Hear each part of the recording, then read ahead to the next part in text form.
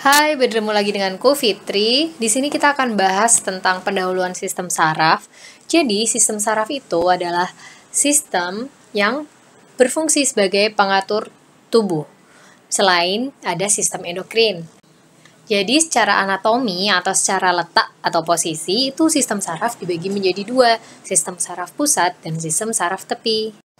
Sistem saraf pusat berarti dia merupakan suatu pusat di mana segala informasi itu diproses. Sedangkan sistem saraf tepi berarti kan dia berada di tepi-tepi tuh. Nah, dia itu akan menyalurkan informasi ke sistem saraf pusat. Nah, sistem saraf pusat ini terdiri dari otak dan medula spinalis.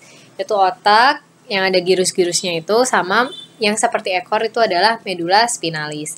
Medula spinalis ini letaknya ada di kolumna vertebralis.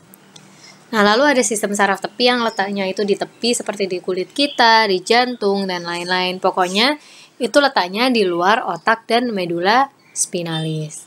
Itu ada nervi cranialis yang keluar dari otak, dan ada nervi spinalis yang keluar dari medula spinalis. Jumlahnya nervi cranialis ada 12 dan nervi spinalis ada 31. Nah, setelah tadi kita bahas pembagian sistem saraf secara anatomi, kita akan bahas pembagian sistem saraf secara fisiologi atau fungsionalnya. Jadi akan dibagi menjadi dua, somatis dan autonom.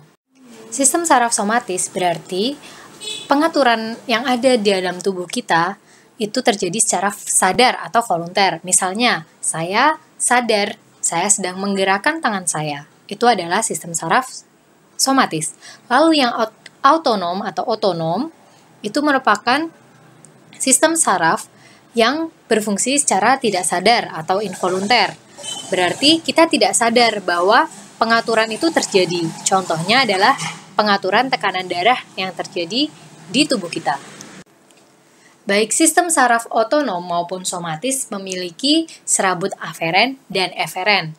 Aferen berarti dia berfungsi menerima suatu impuls.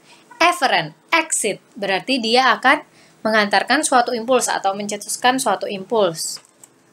Nah, saya akan memberi contoh satu masing-masing sistem saraf somatis maupun otonom.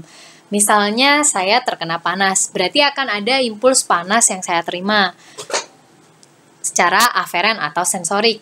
Lalu akan diproses secara sadar pada sistem saraf pusat, yaitu di otak. Lalu, apa yang akan saya lakukan? Saya akan mengambil kipas dan menggunakan kipas itu sehingga saya akan merasa sejuk. Itu merupakan pencetusan suatu impuls, yaitu eferen. Lalu contoh yang otonom adalah ketika tekanan darah kita itu rendah, itu akan ada reseptor atau baroreseptor, itu yang akan mendeteksi tekanan darah kita bahwa tekanan darah kita rendah. Lalu eferennya akan terjadi dari otot jantung akan memompa lebih kuat sehingga tekanannya menjadi naik. Tapi kita tidak pernah merasakan itu bahwa ternyata di dalam tubuh kita atau organ viscera, organ dalam kita itu terjadi pengaturan tersebut. Karena balik lagi bahwa otonom itu secara tidak sadar atau involunter. Nah, segitu dulu materi tentang pendahuluan sistem saraf. Semoga bermanfaat. Jangan lupa like dan subscribe. Cheers!